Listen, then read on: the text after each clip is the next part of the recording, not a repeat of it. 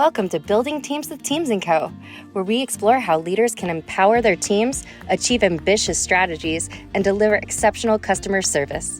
Views expressed by guests are their own and may not reflect the views of Teams & Co. If you like what you hear, don't forget to subscribe and leave a review. Hi, everybody. Welcome back to Building Teams with Teams & Co. We are excited to be here with you today. Actually, yesterday was our 5th year anniversary as a company, which is huge. We are super excited about hitting that milestone.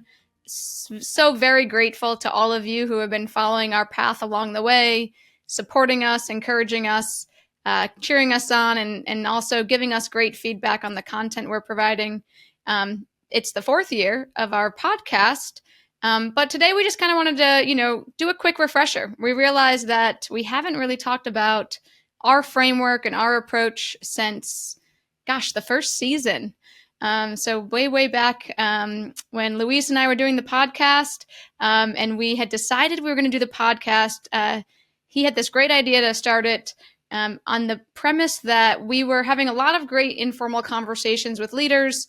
It was during a time of massive change, right? We were all in the beginning stages of the pandemic, and we were all trying to learn how to work virtually, how to share information, how to stay connected with each other. And it was a great, a great test for us to sort of say, how can we reach more people with the messages we have, but also feel like we were building a community and building those connections in a time when obviously we all needed that so much. So looking back over the last 5 years, it's been quite a journey. So this week we're going to be sharing a few things. We'll have a couple of blogs about, just the, kind of some of our thought leadership. We will also, as a nice surprise for folks, be having some offers. So check out our social medias, follow us on Facebook, follow us on LinkedIn at Teams & Co. And we'll be announcing some special offers throughout the week, just as thank yous to everybody in our community, and just a way for us to celebrate with you all the 5-year journey that we've been on. So with that, just wanted to kind of take you back to, what we started Teams & Co. on. For me, when I started Teams & Co., it was just me, and I had, worked in a lot of different places, worked in a lot of different teams, mostly on the commercial side of the business, marketing, sales, innovation. And I sort of kind of really felt like there was a lot of discussion oftentimes around like, oh, there's like this one way to grow. Maybe we need to like reach more customers, or maybe we need to, have a better strategy, or maybe we need to throw more parties and, team build. And I just really, the more I thought about it, I said, you know what, I think it's all of those things, right? A lot of times as leaders, we're looking for that magic bullet, so to speak. But we forget that it's the synergies between all of these things that really accelerate our growth. And so that's how Teams & Co. was founded. Teams & Co. was founded that you need to be able to connect and delight your customers. So how do you stay in touch with them? How do you learn what they want? How do you know what's valuable to them? You need to be able to define an ambitious strategy and execute on that strategy to deliver value to your customers. Because if we're not delivering value to our customers, we will be out of business very quickly. Customers are the key to our success. So we want to make sure what we're delivering to them is super valuable. And then the third piece and our third pillar of growth is in building and empowering a diverse team and a results-oriented team. And this really goes to the fact of a lot of organizations, they may say they know their customers, they may have this great strategy, but they're not executing on that strategy.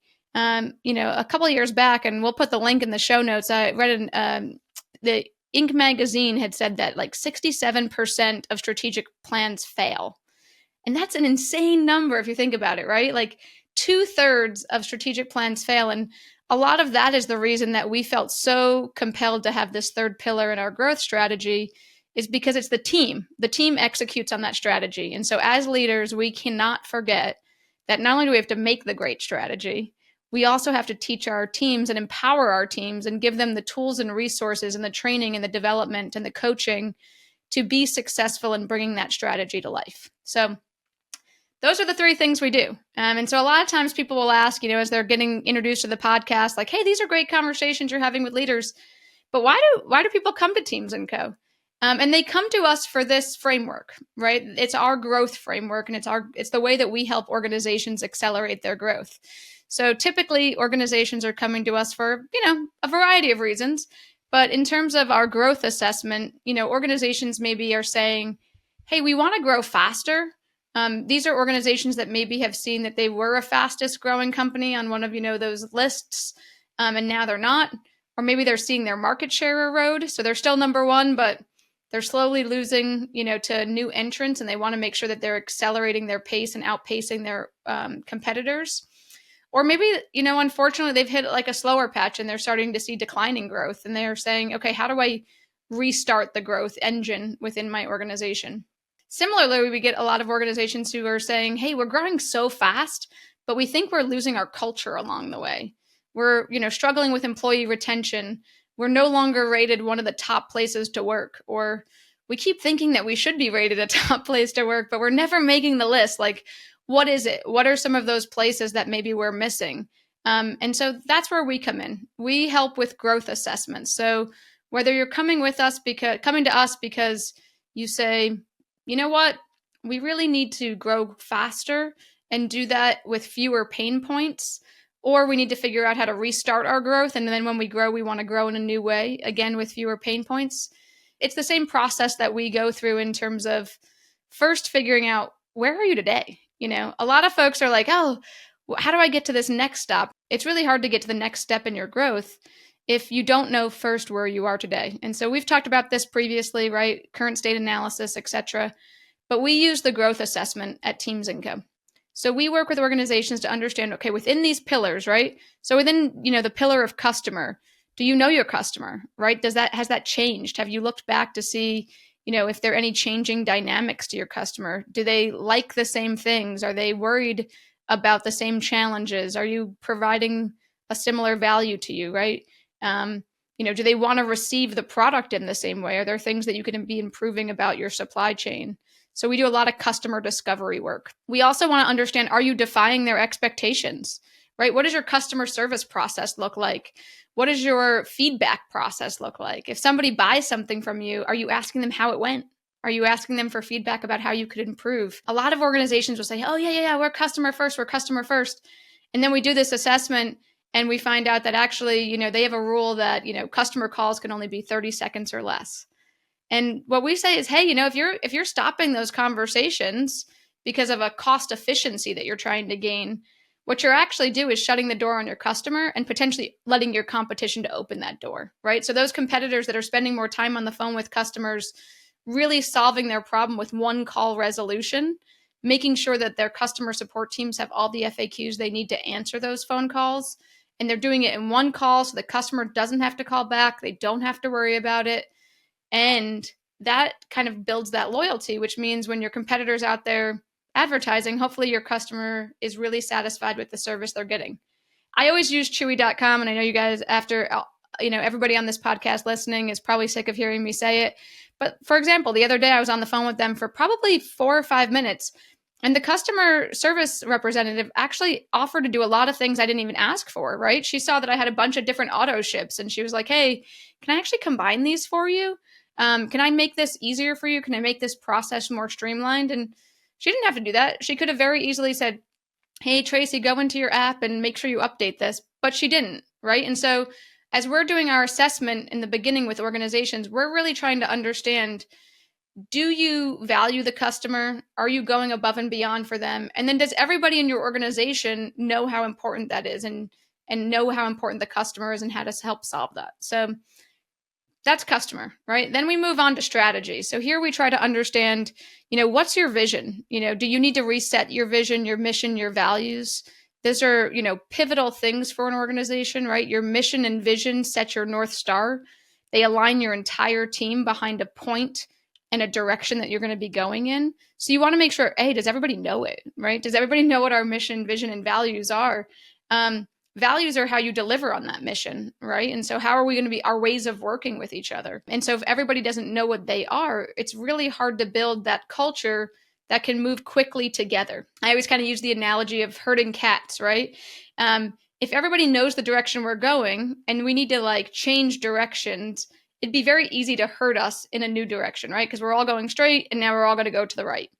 If we're all going in 9 different directions because we don't know what the mission, vision, and values are, and somebody has to get us all back together, and then we go down the path, it takes a lot more time. And so these are the kinds of friction points that for organizations slow them down, and frankly means that their competitors have an opportunity to run by them. And so a lot of times when we start this piece of the puzzle, people are like, oh, don't worry about it. Everybody knows the mission, vision, values. We don't have to update them. We're all aligned.